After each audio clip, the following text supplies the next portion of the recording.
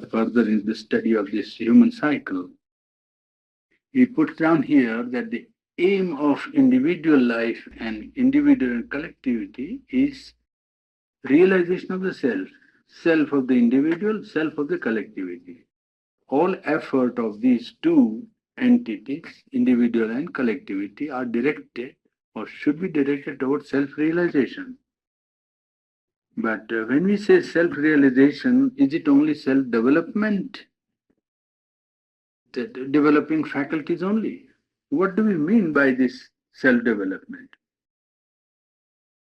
And in order to find out what can be the meaning of self realization, we can only take the individual as our beginning point, because for the collectivity it's too complex to analyze and to find out the meaning of self realization. Therefore, it says we take the individual as our first step towards finding out what we mean by self realization, because we know most about the individual, and he is also the foundation of the collective life. So both ways, it will be good for us to know what do we mean by self-realization for an individual, because he is the foundation, and it is easier to know more about the individual than about the collectivity, because collectivity is an indirect knowledge of, we have only the indirect knowledge of the collectivity. If we take the self of man, we find that it is not only his body. If you take the body, physical existence of man, and you identify, you find that man is not the body. You take man as his life force, the life that is expressing itself in his movements, in his actions, in his thoughts, and so on, while he is more than life. You take thought, the mental movement of man, intellect of man, you find that fullness of bodily existence, fullness of vital or mental life would not be man's full self-realization. Man may be satisfied for some time, but he always finds that fullness of physical, vital or mental life is not his full self-realization. Always something is lacking. Always something is less than what he would like to be. Well, that is the realization which a man gets. There have been great individuals who have been accepted as incarnations, and they have given some idea of what is self-realization for man. What is the realization of man's self? They have shown by their example what is the man's, individual man's self in its height. They have come and given their message or their leadership, and the difficulty has been the race has not been able to follow it. The race has not succeeded in following the leadership of these great incarnations. And evolution has been a very slow process from the vegetable kingdom to the animal kingdom, from animal to the human kingdom. It has not proceeded fast enough, and it has not taken advantage of the coming to life of great incarnations who showed to man what was his self-realization. You see, what would be the meaning of self-realization. And the reason for this is that man is not yet fully the intellectual being. Man has dragged a lot of the animal in him in the process of evolution, you see. Man has brought a lot of the animality. He has brought even the vegetable and the mineral kingdom in him. You see, he has pulled that when he has come into the top of evolution. And certainly, body is there, but body influences his mind, which should be more free. And is subject to so many things, even in the mental activities, inertia, for instance, a tendency to vegetate and to continue things as they are, attachment to the soil and limited, field of life in which one gets his livelihood, in seeking safety like the animal. You see, first, let us not go in for any adventure or any difficulties, but you see, safety, seeking for safety, or observing only custom like a slave. You see, slavery to custom. Something continues, he likes to continue, because why to change? You see? And when he's in a group, he behaves like one without any intelligence, mob psychology or mob movement. When he's one of the mob, well, he has no independent individual existence. He is subject to impulses of the collective life there, mob, and subconscious suggestions, and openness to many lower movements of life, to fear, inability to think, distrust of new things. All these come from his, really speaking, subhuman origin. All these things that are in man are not from the human self that he has attained, but from subhuman level, animal level, or vegetable kingdom, or mineral kingdom. You see, inertia, all kinds of tamas, all kinds of darkness which holds him back from making a further attempt for progress. Now, you say that no, man is a body. It says, all right, you take it, and you will see that man cannot permanently identify himself with the body. In fact, identification with the bodily consciousness only is a sign of barbarism. Living in the physical consciousness only is a sign of barbarism. That is barbarism, pure and simple. Identification of the self with the body, physical life, physical strength, physical instincts, well, that is barbarism, really speaking. And man has become already a vital being. He is not now a physical being as he was before when he was primitive, you see. You can see even now the difference in the physical makeup of the Indians and the Americans who are there. Marked difference. I mean, without any study, you can understand that the one is in the more grounded on the physical, the other is on the vital and mental. Difference is very clear. Now, here he says that man has already come to the vital, and education is being given on a large scale, free and compulsory. And it is changing man from vital being into mental being, at least trying to change. It has not yet fully succeeded, but it is trying to change man from the vital to the mental being. And then man has in him, above intellectual capacity and reasoning power, he has also moral faculty and aesthetic capacity, capacity for art and enjoyment of beauty, and capacity for moral values in life, which he creates and follows. He creates moral values, he creates aesthetic values, and tries to embody them in life. In fact, the Greek culture was such a culture, and still it did not last because it was surrounded by barbarians. And it indirectly shows that civilization should be really for all people, because if it is only for a minority, it is not safe from the majority of barbarians who will be around surrounding it, is it not? So that civilization should be widespread for everyone. If you have a civilization which is a prerogative of the minority, you will find that it is not safe because the majority is uncivilized, and they wouldn't tolerate a superior minority for a long time, unless whatever minority has got slowly percolates into the majority. And he gives the instance of Greco-Roman culture, which perished, he says, from within and from without, from inside and from outside, by flood of Teutonic barbarism. The Teutons attacked, you see, the Roman Empire, and the Romans attacked the Greeks, you see. And within, by loss of vitality, the Romans lost their vitality by becoming too luxurious and too given up to enjoyment and pleasures of life, and enjoyment of their victory of having an empire. And it was followed by Christianity, but Christianity was anti-intellectual in the beginning. You see, it was not. It always discouraged any free intellectual movement. It always said you must work, mind must work within the framework of the Bible, and the Bible was interpreted by them again. You see, in Christianity in the beginning was anti-intellectual, and afterward the Arabs who brought scientific and scientific information and philosophic inquiry and other literary, currents to West. Today, fortunately, man would not be overcome by barbarians because he has got scientific instruments to support him.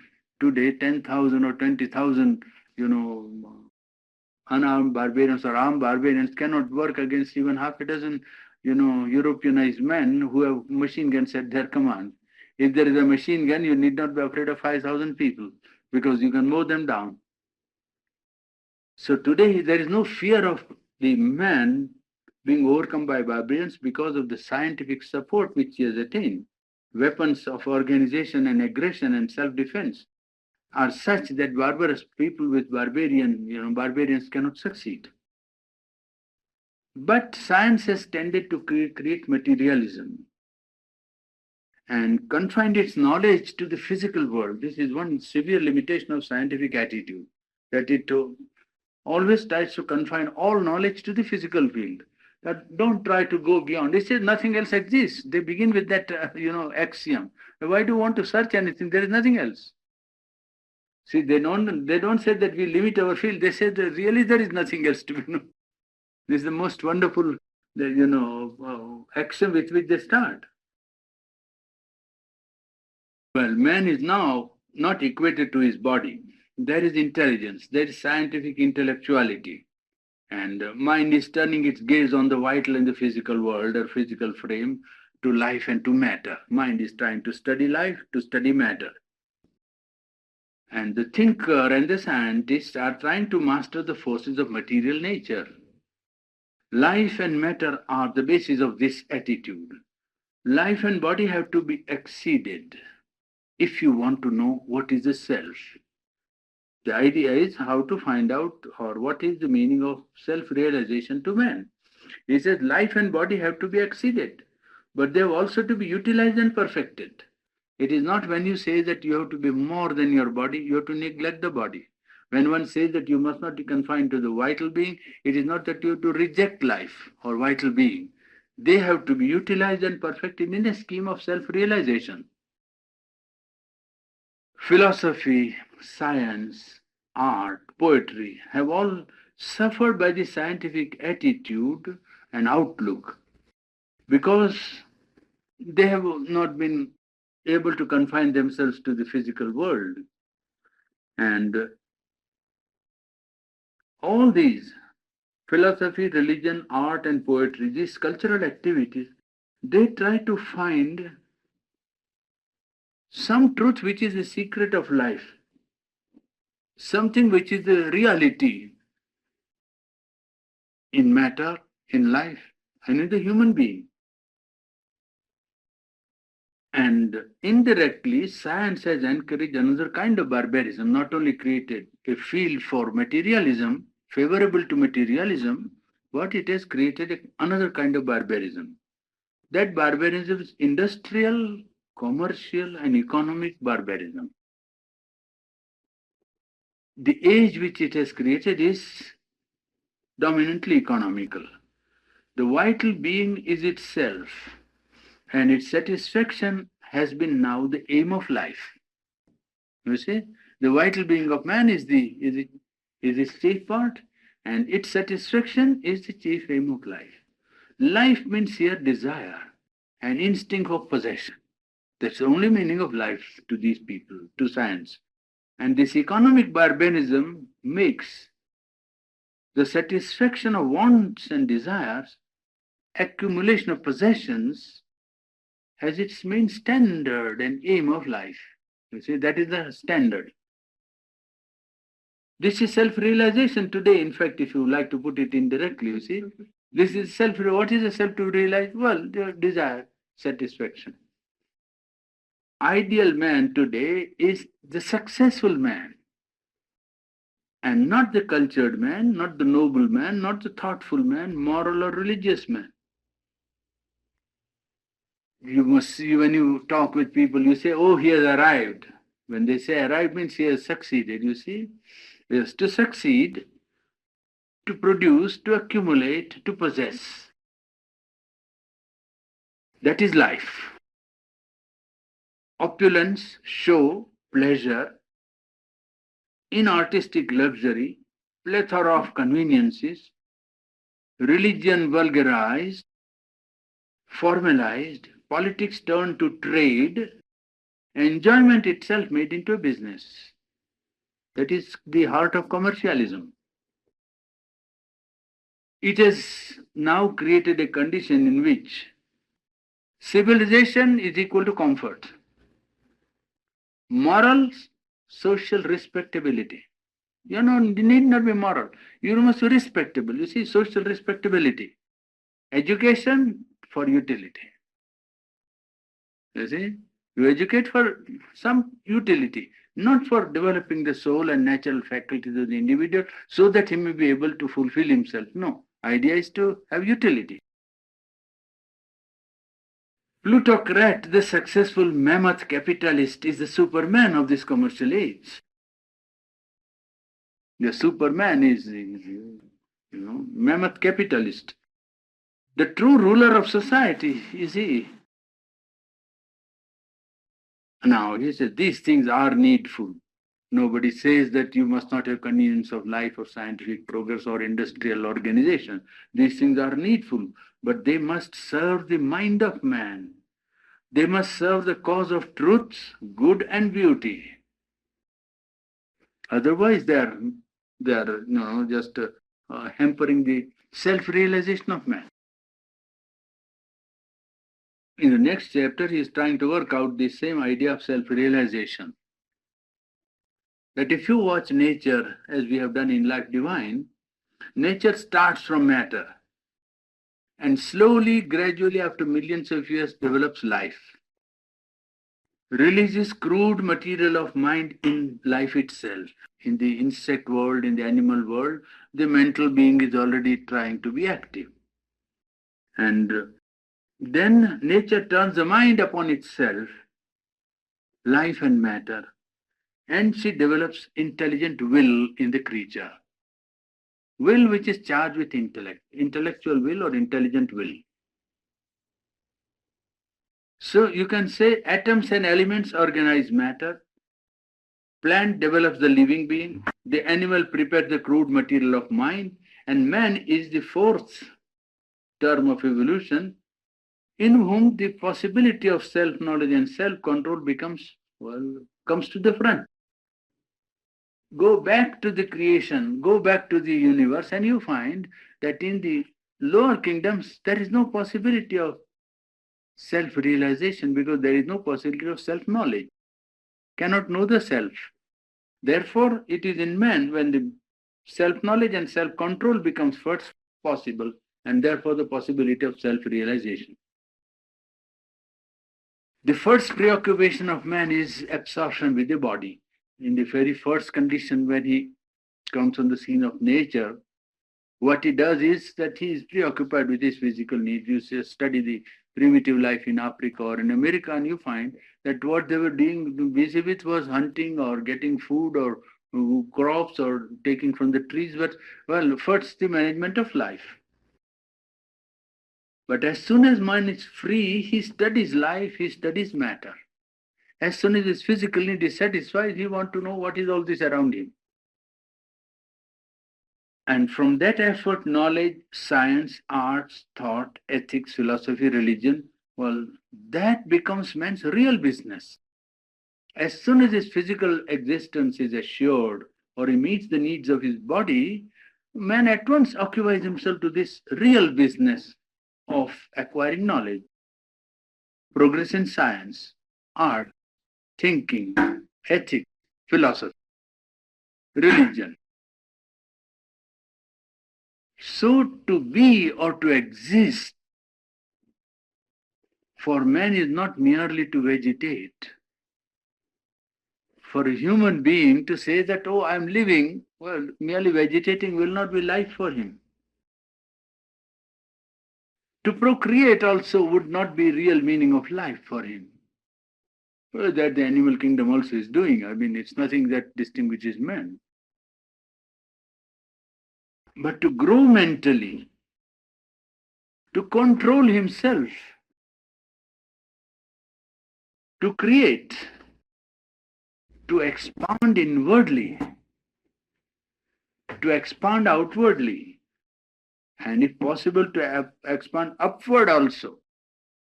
That is man's real business, his existence. When man says man is living, I mean life of man, you don't mean by existence, vegetation, procreation only, but growth. And growth in the sense of mental growth, moral growth, growth in the capacity for self control, capacity to create new things, mental forms, literature, art, poetry, and so on, to expand inwardly, to widen his consciousness, to expand outwardly, and to upward, move upward, to ascend to a higher level of consciousness. In fact, to exceed his present self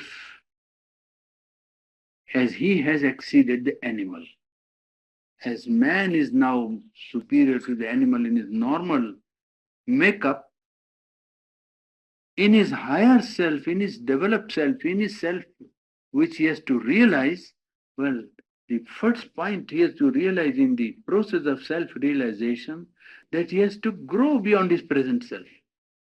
His present self is confined to his physical, vital, and mental nature. Nature is his instrument. He realizes that he is not perfect. However developed his intellect may be, he always feels that he is not perfect. But this need is felt because he has to exceed himself.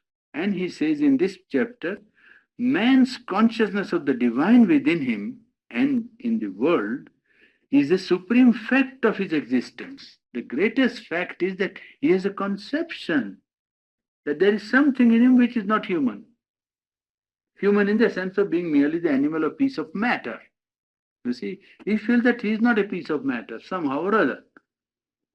There is a stone, they are actually, philosophy, they are discussing a very ridiculous, it shows how far human mind can, go in its childishness. He says if you put a stone on the top of a hill, you know what will happen to the stone? Stone will come down. If you put a man on the top of the hill, what will happen to man? Both are pieces of matter. And the force is determining in the stone or in the iron ball, and the force is determining in man, if they are similar, both will roll down.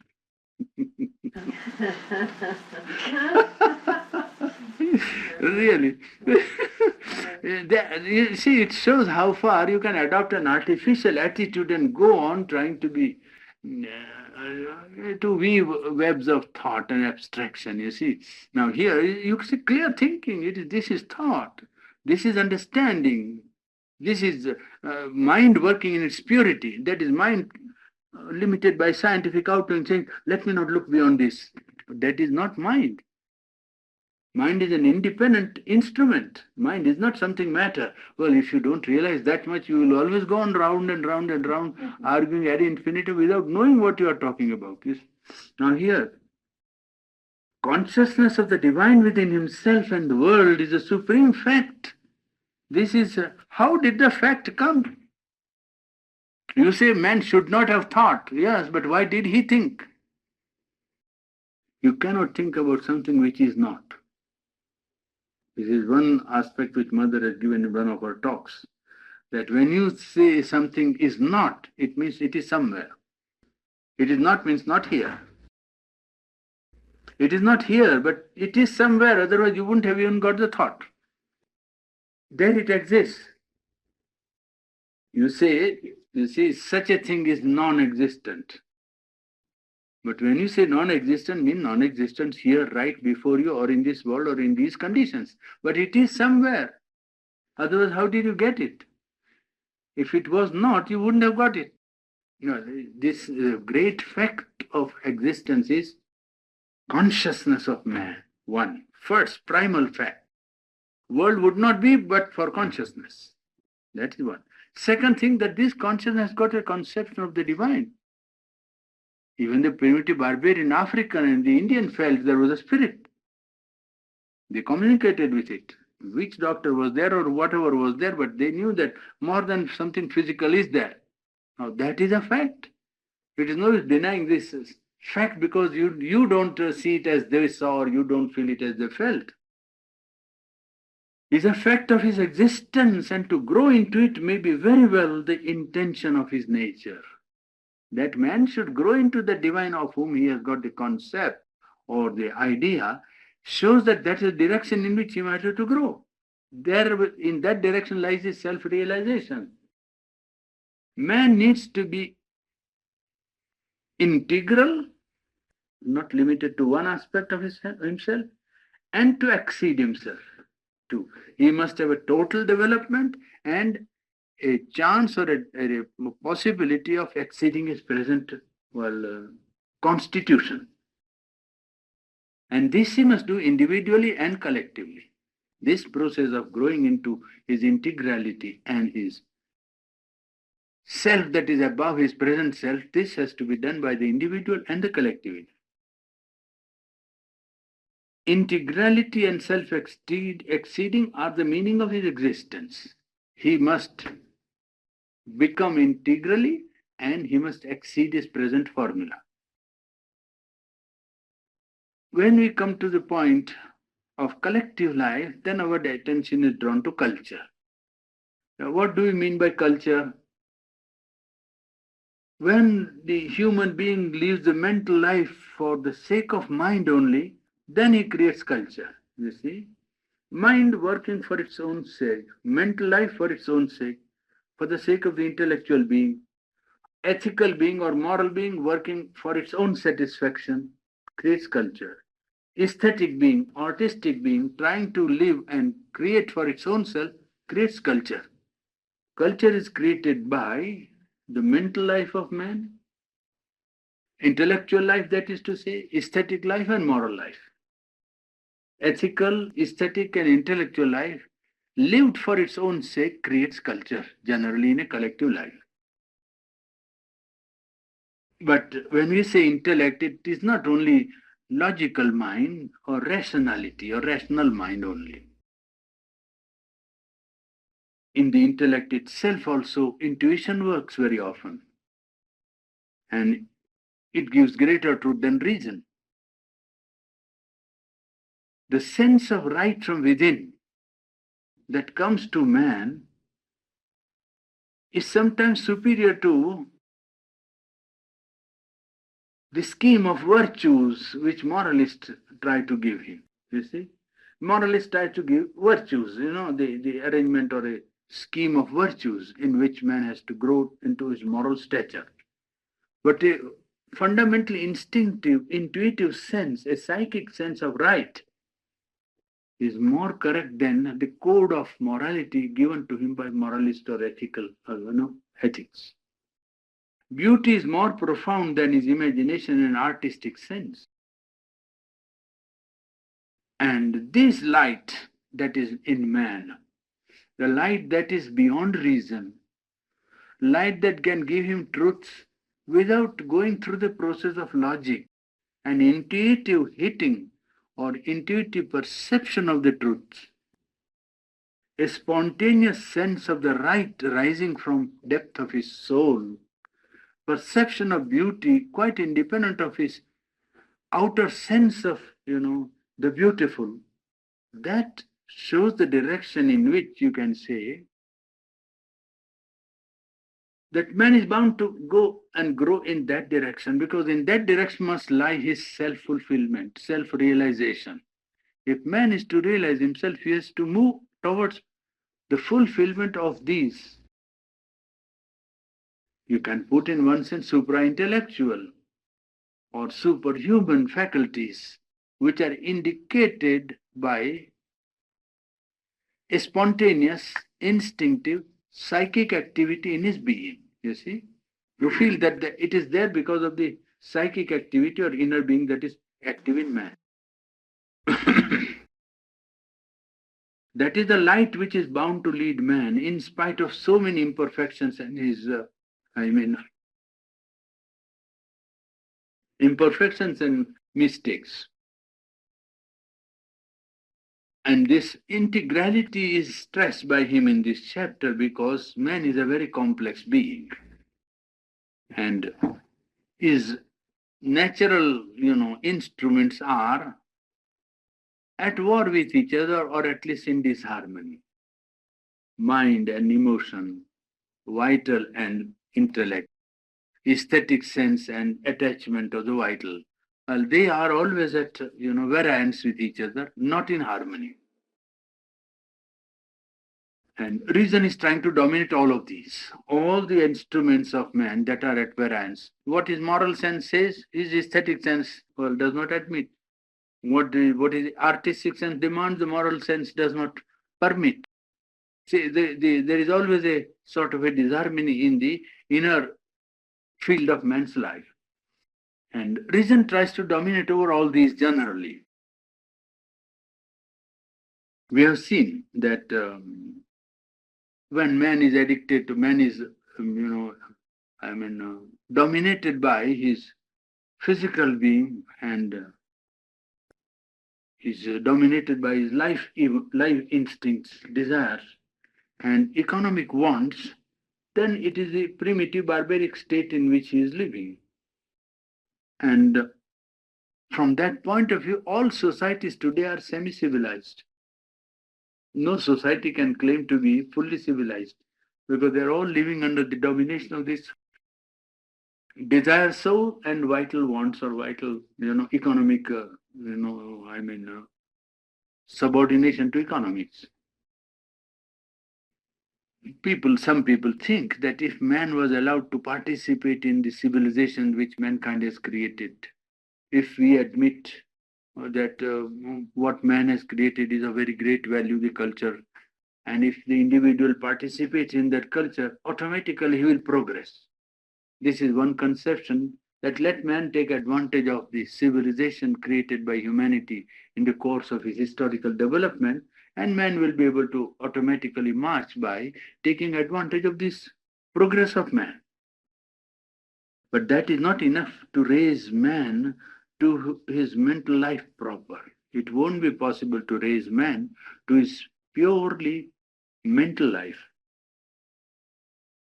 Because we have seen that Philistine is one who lives outwardly the civilized life, but has has the paraphernalia of it, has current opinions, current prejudices, but he is impervious to new ideas.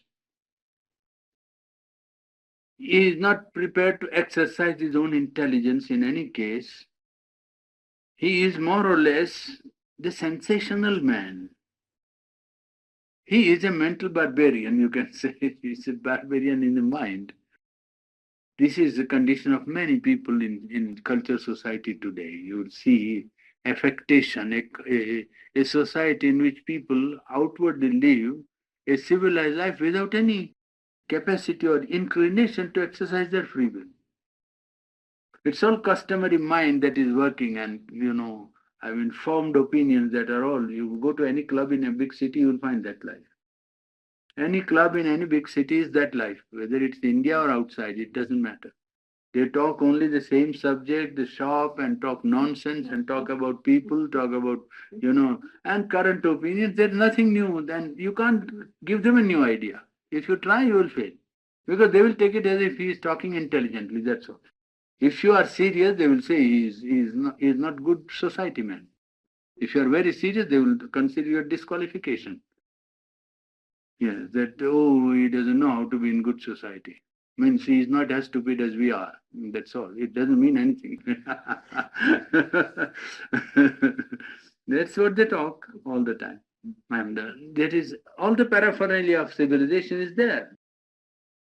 But there is no culture. There is no culture. Well, outwardly civilized life with paraphernalia, current opinions, current prejudices, but no new ideas, and incapacity to exercise intellectual being. There is the reading public today, and coming of this large mass perhaps will have a large influence on reshaping the modern world.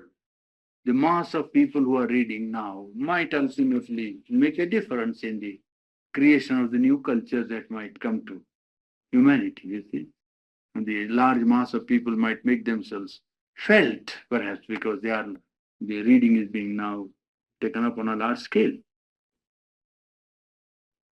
And this responsive, active man, mass responds to some intellectual, ideas in the atmosphere. And this responsive, active mass action has rendered the rise of Lenin, Hitler, and Mussolini possible. Their success was due to the mass, you see, the mass standing either neutral or for them. If you look carefully, commercialism is still the heart of modern culture, modern civilization. Sensational activism, activity not founded on some quiet, firm resolution or a great ideal conceived in, with a clarity and followed sincerely and patiently and peacefully. No. Sensational activism. All the time we must be active. You must not, they would say, oh, he's dull, he's slow. To the man who is self controlled and not agitated easily or not sensationally active, they will feel he's dull, he's slow. But their activity is disturbance, more or less, a vital disturbance or a nervous disturbance very often. You see? Sensational activism is the driving force of modern masses. Modern man, he requires to be amused. Modern man requires to be stimulated. And the unfortunate result has been cheapening of thought, cheapening of art, cheapening of literature. Everything must become cheap, you see, and loses its. Some of them actually complain about Serunda's style. They say that, oh, it must have been written in a very simple style. It should have been very simple. I said, yes, it should have been a shop language, perhaps. I don't know. I wonder if he had written in that language, how many would have, first of all, followed him. All the claim that if it was simple, people would follow is only an argument not to follow, I tell you. It is not true. Oh, if it was written simple and if you understood it, we would have followed it, not the least. It doesn't follow at all. It is only an excuse for not understanding and not doing anything. That's all. Is the idea that everything should be understood by everybody or all great people must make an effort to be understood by the most undeveloped man is a demand which I think requires that there should be no development. That's all it means. Instead of asking the undeveloped man to rise to the capacity of understanding something great, it is no use asking somebody who has his own style to say that you must come down to the last man, otherwise, what's the good? But the last man must try to walk some few steps upwards also. He must move up a little. If he doesn't move up there, everything is brought down to him. He will only pull down to his own level and never rise.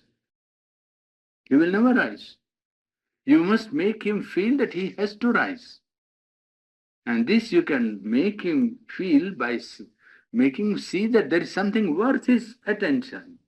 That if he makes an upward effort, he will be rewarded. You see, his labor will not be wasted. If he cultivates his mind, concentrates his attention, develops his intellect, and if he reads life divine, it might change his life. But if I bring life divine to his common level by saying that Shivananda has a very simple message to say, very simple. And I simplified it for several people. They were always telling that, oh, it's very difficult. I said, not at all. It's the simplest message conceivable. There is no simpler message than that. And when you reduce to simple things, people say, oh, that we know. That's all they will say. That we know. So, they will say that we know. When really they don't know. You see? They really don't know. That we know means we can't follow or we don't want to follow. It doesn't matter. The higher mental life today is democratized, activized. This has good results and bad results. Because today any great thought or a great knowledge can have a hearing of the large mass, can go to the simplest and the common man. Mass of men who think and strive seriously to appreciate and know is gradually increasing and has increased enormously. That is an advantage. And when you bring it down to them, probably they don't appreciate it as they ought to. That's a disadvantage. You see, if you carry a great thing to people who have no appreciation of it, well, it ceases to be appreciated fully. And next chapter, he takes up the question of culture. Aesthetic and ethical culture, that is the subject matter. And he begins by saying, first, what is not culture? Instead of defining culture positively, he takes up the explanation negatively. Purely physical life, lived for the sake of the body, unintellectualized vital life, crude economical life, grossly domestic life, money getting only, procreation, maintenance of life is not culture. Two things, physical life and unintellectual vital life, with all the detail. That is not culture. Thirdly, to live the practical and dynamic activity, live in the practical and dynamic activity or conventional conduct, customary ideas is not culture. A society following such a rule of life may be vigorous, may be decent, may be well ordered, may be outwardly religious, but it is a Philistine society. You see, now he gives a clear understanding of what is culture. Yes. Not to live principally in the activities of the sense mind, but in the activities of knowledge, wide intellectual curiosity, enlightened will would be some ideal of culture, would be an ideal of culture. Societies governed not by knowledge, truth, and beauty, high ideals, but gross, vital, commercial view are not cultured. European civilization of the 19th century, though triumphant and having development of science, is inferior as culture to ancient Athens and to Italy of the Renaissance, to ancient classical India. Why? Because they were defective in the old cultures were defective in scientific knowledge and in social organization. The Greek and the Indian and the Italian Renaissance period. They were defective in scientific knowledge and social organization, but they were more advanced in the art of life. They knew more about the art of life. They aimed more powerfully at some clear ideal of human perfection. There is no clear ideal of human perfection today. Go on getting money, yes, that's all right, but for what? They had a clear idea. Right ethical culture, righteousness, right worship, right doing, but innocent of knowledge, careless of knowledge, indifferent to beauty. The Greeks saw even ethics in the light of its master idea of beauty. The Greeks appreciated morals not for the sake of morals, but for the beauty and the aesthetics which it carried to their mind, you see. It was aesthetically beautiful to be moral. Yeah. Man's psychology, there is in man's psychology a side of will, man's side which dictates to him conduct, which contributes to his character, the ethical man, and there is another side of sensibility, side which gives him the sense of beauty. And these two are generally in conflict because they distrust each other. You see, this side of will and conduct and the ethical man, you see, and the aesthetically sensitive man, they are generally not in in agreement, because the two are opposed to each other. Therefore, the ethical becomes puritanical. He tends to become severe in judgment about, what is good and right and so on. And the other artistic side tends to be hedonistic. So say enjoy life, and life is meant for ultimately enjoyment. Mm. And in Sparta, you find this Puritan ideal taken to a very good, successful execution. They carried the idea of this moral, conduct to its height and suppressed the ethics, the aesthetic side, the beauty side. And Sri Aurobindo remarks that they were not equal in their greatness to Athens of Pericles. The Athenians were far superior to the Spartans because they didn't take up this puritanical attitude towards life and aesthetic capacity of man. The Athenians were far superior to the Spartans because they didn't take up this puritanical attitude towards life and aesthetic capacity of man.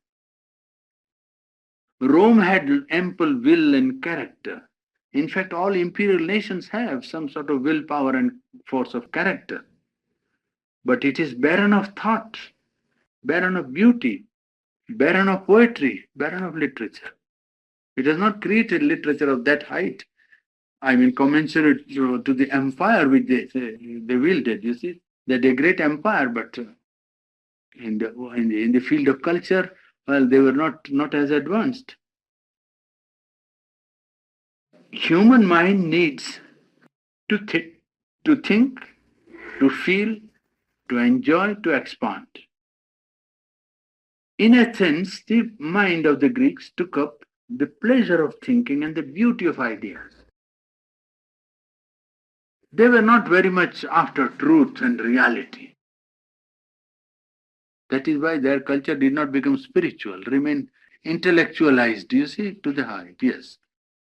It is a mental culture after whatever great height it reached, it was within intellectual height. Because for them it was the pleasure of thinking and beauty of ideas, not a seeking for reality and truth for its own sake. Religion to essence also was a religion of beauty, an occasion for pleasure, ritual, festival, artistic enjoyment. You see, it was an occasion for some expression of beauty rather than to see the beauty of life, feel the beauty of life, enjoy the beauty of life. But this aesthetic view of life alone is not sufficient, and is shown by the examples of Greece and Italy of the Renaissance. In the Renaissance, we had ample creation of art, poetry, and beauty. As ethical impulse is not enough, so the aesthetic impulse is not enough to create a perfect culture. Ethics gives will, character, self-discipline, and self-mastery. Ethical and aesthetic are two powerful elements in any culture. But will, character, self-discipline are the first conditions for human perfection. Aesthetic is equally indispensable because it leads one to the capacity for enjoyment, and it must lead to the enjoyment of truth, enjoyment of power, enjoyment of beauty, enjoyment of delight. These two bring into human life two elements of the ultimate reality. The ultimate reality is full of tapas. Tapas is a force of, ascesis. Tapas is capacity to control oneself, and ananda, austerity and delight. Ethics comes out of this austerity.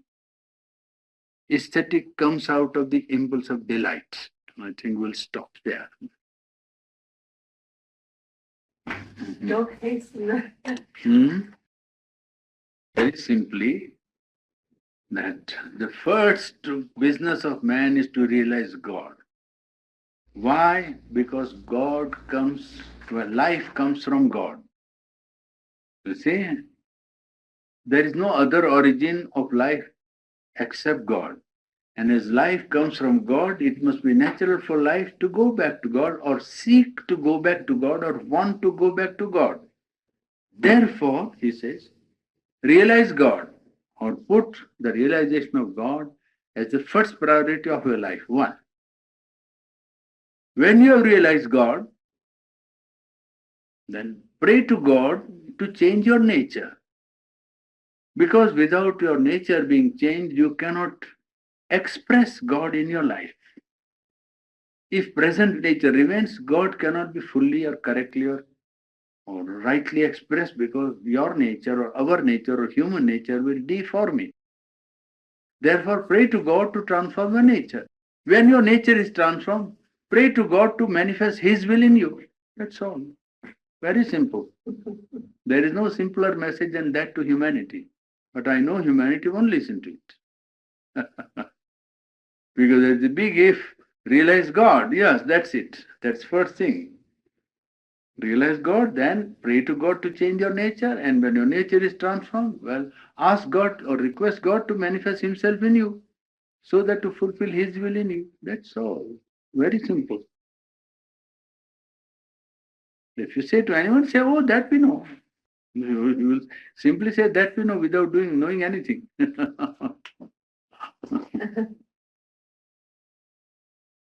Your house, what do you call it? India house, okay, the best part.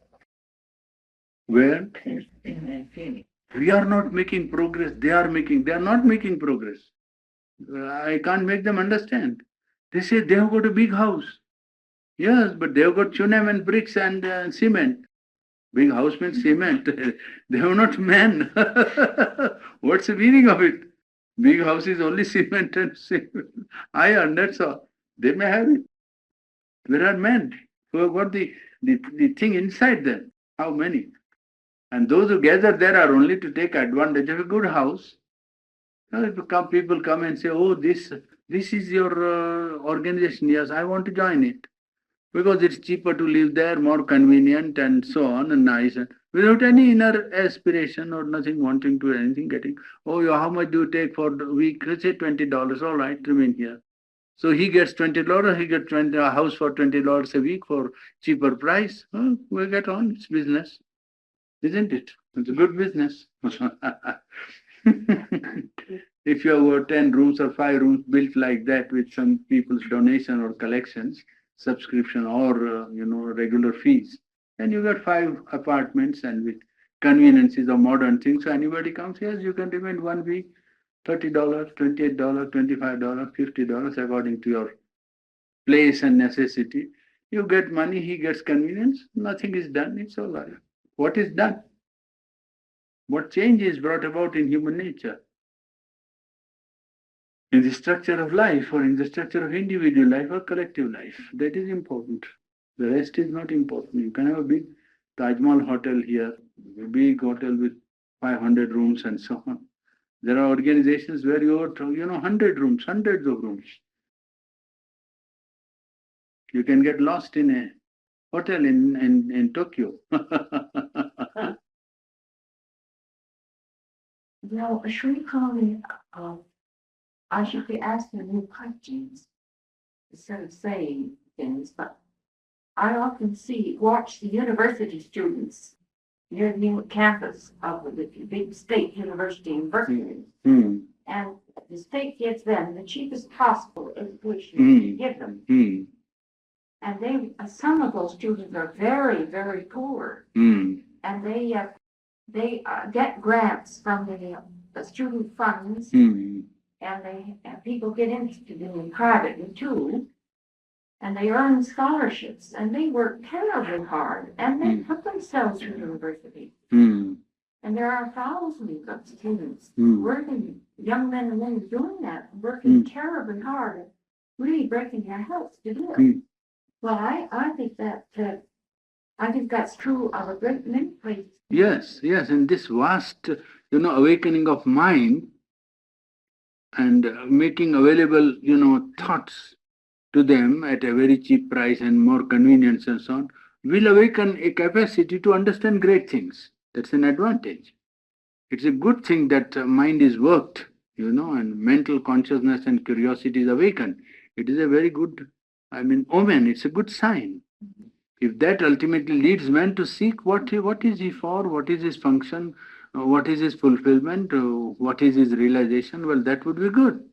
Because more people, when they become intelligent, even in ordinary walk of life, they will try to think. They will try to think, what do we do, why do we do, what should we do, and they will change. That is the way to change. You see, to awakening of mental life to the purpose of life. You see, it will slowly bring before them the necessity of seeking the purpose of life. Is it only to exist and continue? That is what the problem he has already tried to show. The reading of the growth of individual and collectivities in seeking the purpose of life. What they are trying to do is to develop more and more, and by development to realize themselves.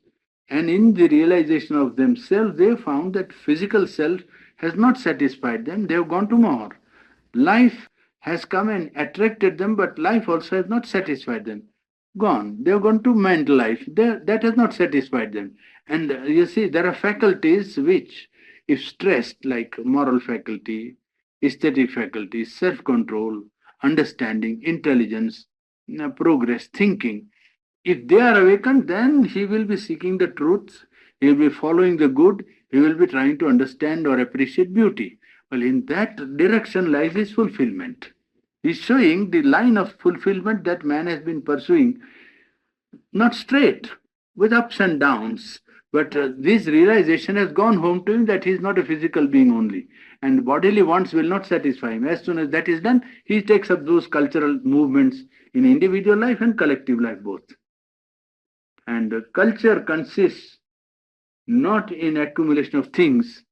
That is what he has shown, that you see, outer paraphernalia of cultural life is not culture. It's the inner development of the individual and awakening of the social conscience which will put greater values, higher values at their proper height and not allow lower values to dominate. That is a sign of a cultured society or cultured collectivity. So he's showing by actual process of observation of growth of collective life during last 2000 years, how this idea of self-realization of the individual and group or collective life has been progressing and has led up to the domination of reason today and in the creation of economic society, which is today the condition of our cultural life. And he's trying to show that reason has reached its limit. The chapters are coming in which it points out how far reason has led and how far now she is not able to go beyond, and therefore what must naturally follow. That's how the logic of it is working out, you see. Purani isn't the divine at work in all of it too, keeping us restless, even satisfied until we find that truth. Yes, no, but that way. Oh, yes, but that way the man who is in ignorance cannot take that attitude. It's only the man of knowledge who can take that attitude. Oh. For a man who is satisfied with his present limitation to say that because I am satisfied because God wants me to be satisfied, that's not right. God never wants man to be satisfied with his ignorance. Oh. God never wants man to be satisfied with his ignorance. But man, when he has knowledge, he sees why he is satisfied. And therefore he can say, yes, even behind his ignorance, God is working to awaken him once to the necessity of higher life. But the ignorant man can't say that. No, he can't say that. Because that would be only encouraging him in status quo and trying to remain where he is, and he will always excuse himself by saying, God wills that I should be what I am. So it's quite good. That is how the divine wants me to be. Yes, I am what divine has wanted me to be, and I need not be anything else than what the divine has wanted. Divine has wanted me to be only a stupid man, I will be a stupid man. Man in ignorance cannot rightly say what a man in knowledge can say the same thing. Man in knowledge can say because he knows. He sees how the divine is doing. And he has also the knowledge of how to pull him out of it, you see. He can push him one or two steps forward, not that he can change him completely, but he can open his eyes or open out a step or road before him, point out to him from inside, not by teaching, not at all, by inner pressure, he can change him by showing him that the present life is not the whole of it. Yes. Well, Sri Aurobindo, ever since the French Revolution, Hmm. the power and the cultural culture has been largely, since the French Revolution, culture has not been largely centered in the aristocracy No. because of the historical change and The democracy which it brought, yes, Yeah. the freedom of the individual which it initiated as a law, and I think that is a great contribution. Yes. Freedom of the individual, that's the one thing, very great thing which it gave. But it also has, this is one reason why we have such intense rationalism, why the man of business and the man who is clever at setting certain values that are monetary and has not the high aesthetic values that the aristocracy has, and because he has had to use that self-determination, he's had to bear a great responsibility. And I think that if you see businessmen now are far better educated than they were a few years ago, and their sons are becoming better educated and more aesthetically minded. I went on a tour of offices in Frisco, and I was amazed at the change in their cultural setting, their value, the quiet coloring, the simple elegance, the utter lack of any ostentation, and their deep interest in their work and coordinating everything and move. But of course, we only saw the refinements for the office staff. We didn't see anything else. Yes, no, but there is a change all over, I think. It is all over, everywhere taking place, I think. Even in India, you find the rich persons trying to cultivate their children and bring them up like other people and trying to give them democratic attitudes if they can take up and so on. How far fundamentally it changes, I don't know. But there is a change in that direction, there is no doubt. There is a change in that direction. That equalization of, cultural advantages. And then behavior in which everyone has to show that he is not putting on superior airs. You see, that has been one of the great leveling forces, especially after the Second World War, because they had to rub shoulders with the smallest people and the lowest classes. You see, even the Indians had to go and fight. You know this, the Red Indians. Yeah. Yes, they had to go and fight with them, and then they found out that as men they were not inferior to them. And that has gone home to many people, you see. All over India, Indians had gone and fought with the best of European soldiers, and they found that they could give a good account of themselves. Yes. So you see the inferiority complex that Indians can't do this, Indians can't do that. That has gone. They find that they also, and idea for idea, mind for mind, they found that they were quite match for them. You see, so that realization by the leadership or so-called, advanced people have found that average man in other races is not necessarily inferior. When a task comes, they are able to perform the task, you see. And that has equalized much. And yet much is to be done. It is like that the progress will be attained. You see, when the higher power begins to press, it does not press upon one or two individuals, but on the whole belt of life. The pressure is exerted on the whole. And the bringing down of the higher power, one of the results would be this equalization, democratic tendency, freedom of man, unity of mankind, and divinity of human soul. That is bound to come. Slowly, gradually, first, freedom of man, because man is sacrosanct, man is the center of divinity. Therefore, freedom, unity of mankind, divinity of man. These are bound to come gradually to be recognized and followed more and more. Because that is the pressure of the power, you see. That's, and it's hard to realize that in 100 years, Yes. or 160 years since the French Revolution, or a little more, but we have passed through a great mechanical evolution, and now we are in a great scientific evolution, and that man is a much more highly sensitized being Yes. than were the old aristocrats. Yeah. Or some of those were very Not only that, what the old aristocrats or some of the old kings could not have, the most common man has. No. Even the king of Egypt could not have a refrigerator. Huh? Or a deep freeze. Yes, deep freeze, you see, so the commonest man today has what some of the royalty couldn't have in the past. A radio or television, yeah. And of course that means greater, Greater equalization, leveling. It's good leveling on the whole. That way it is good leveling. when I was a child, I never heard any grand opera. Mhm. And my first hearing of any opera of any kind was when I was 18, and my neighbors, the daughter of one of our neighbors, we were great pals, and I heard Madame Melba sing and Lucia Dell'Amore.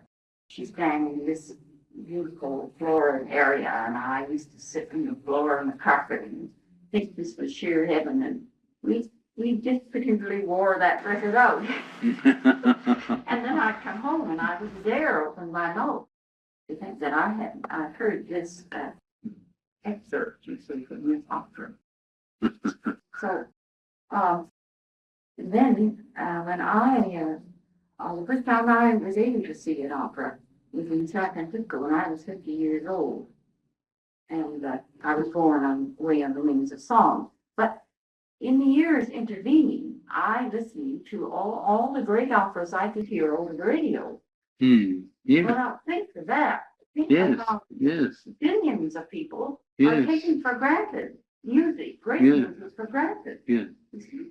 Yes, and there he points out that the difficulty would be they would fail to appreciate after some time Yeah. because it is too cheap. He is pointing out that making it common might reduce their value in their eyes. You see, they wouldn't think much of Beethoven afterwards. You have to appreciate Beethoven. You have to be somebody before you can understand and appreciate Beethoven. You can't do it like that. You see, when you hear, jazz is better, they would say, for instance. Now, jazz and Beethoven, you can't think of two things in one breath anyhow, whatever else you may think, you see. But that is what would happen if you make it available to him at, the same price as jazz. He says, oh, Beethoven or jazz, well, it's all. Well, Now, that way, But if you put a higher price on Beethoven, that doesn't mean you're going to appreciate it more. no, I don't know. No, they must realize this. The point is that making it cheap blunts their sensibility to finer things.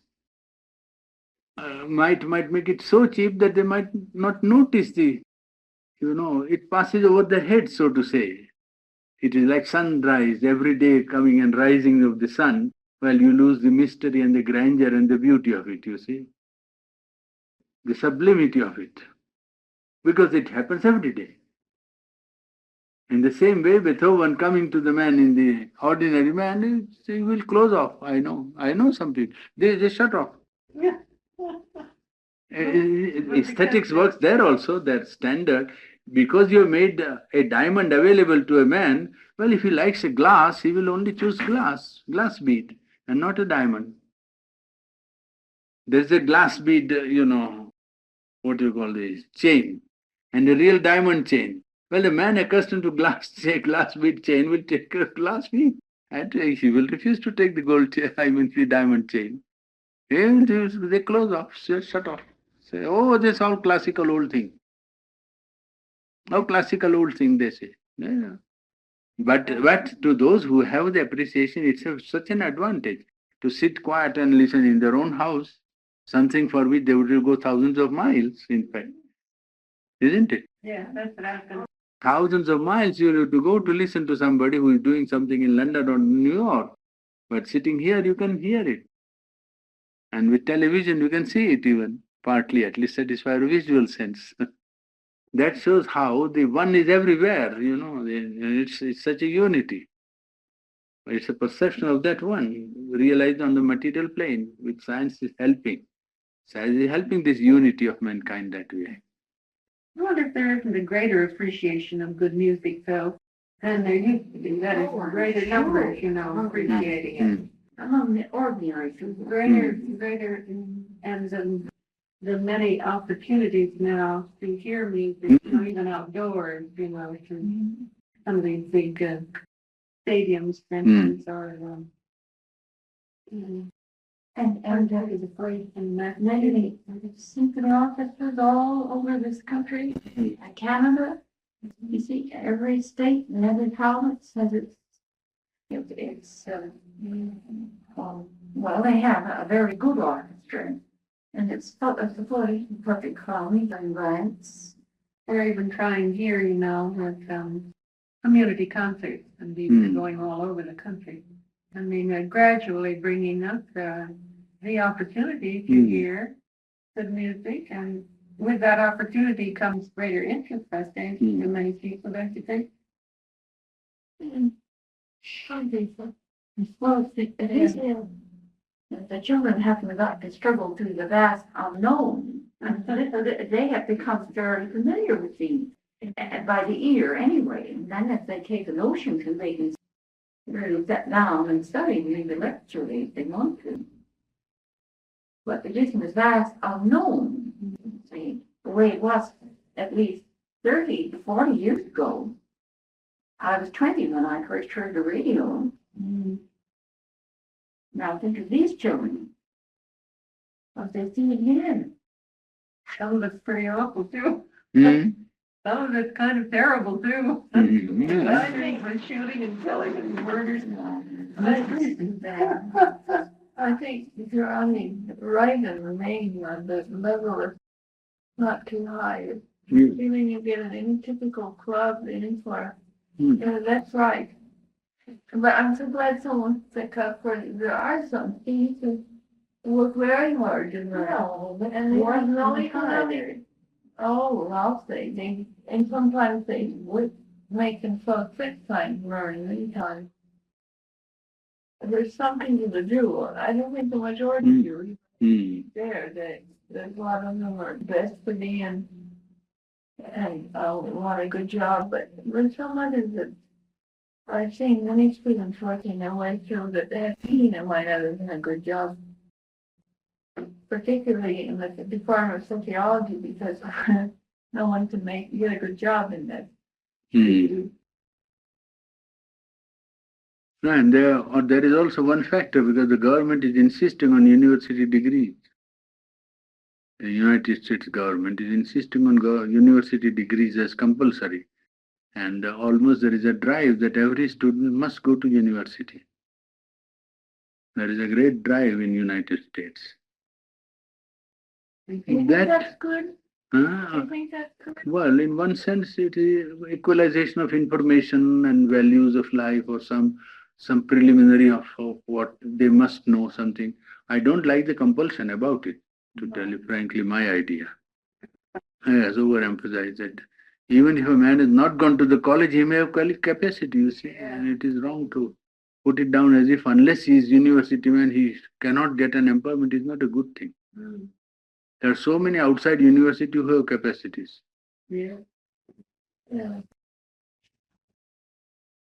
For compulsory education only extends to age 15 or 16 now. They have to be educated up to that age. We make quick school if they want to work with him.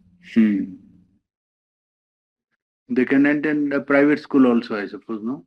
Well, I think so, yeah. Up to a certain age, they're required to go to school, and I don't know what the age is. I grew high school. 15 or 16, I think. 15 or 16. It's not too high school. Oh, wasn't it? It's only about halfway to high school. Oh, that's funny. And lots of change. President Kennedy is, and a great many of the educational, even college presidents are being very, very concerned about the falling away of students in the high school is. before they even complete their high school training. And the terrible backlog of uneducated men and young boys and girls that will have to fall into manual labor, and there won't be manual labor for them to do. And the terrible waste. I heard Mrs. Roosevelt speak in the gymnasium of the University of California, and she came back from Russia, and she said it was appalling to see the difference there and the difference here between the way they made their young people go to school and they made them work. She said, we waste human beings here. We just wasting, but she said they don't there.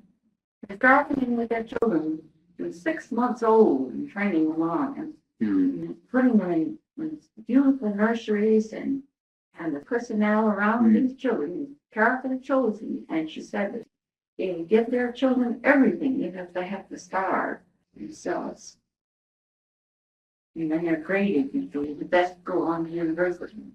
And some are put to manual, and those who haven't much intellectual capacity, but I don't say that's the best system, but I do say that there is a great collective sense of responsibility coming in education, and all more or less, not only in a cultural sense, but a moral sense of responsibility to give the rising generations opportunity. But they must have done good work in big cities, I think, in Russia. I don't know about the outline. Yes, outline, I don't know. They couldn't have tackled such a big country all at once. It's very difficult. And life is not very cheap there, very costly.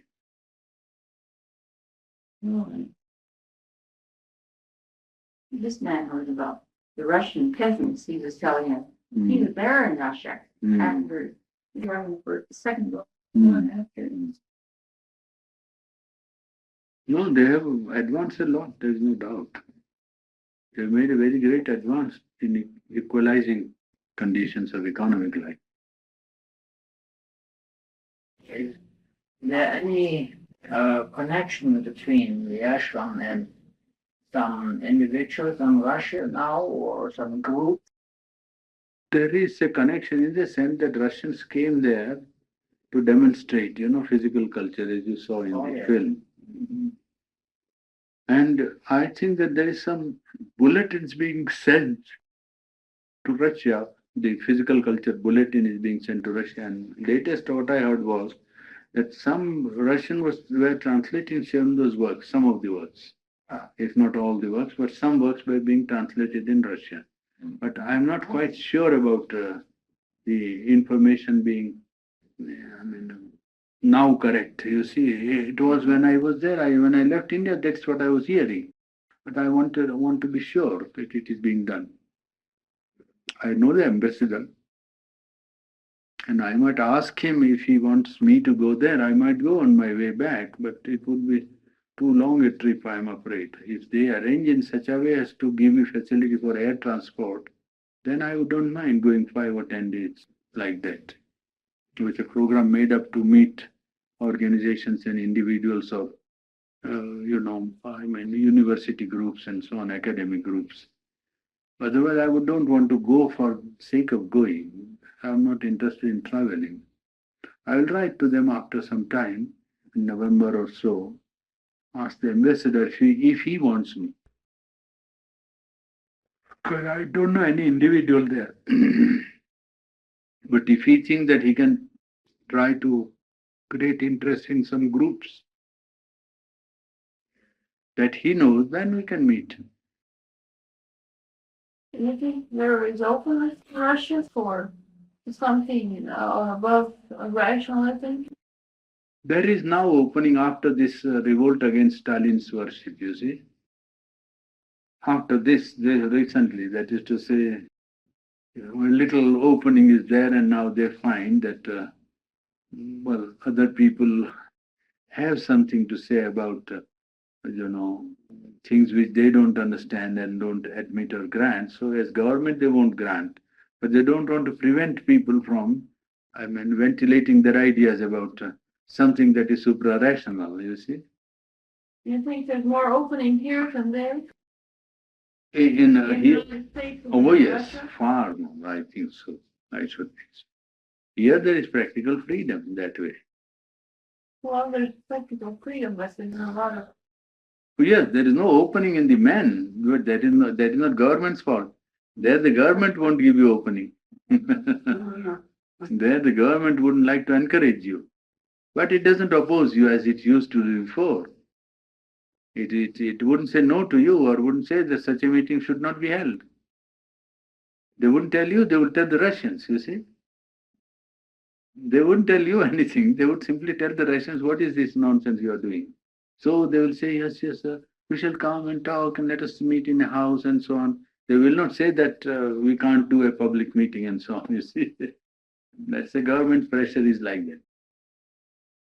But that's what they were doing. Now they are doing on less. Only in politics, only in capitalist country or somebody who is known to be, they will try to control. But otherwise they will allow general exposition, intellectual exposition of something which they don't admit as true or real. They will not mind. They will say that, all right, let him talk.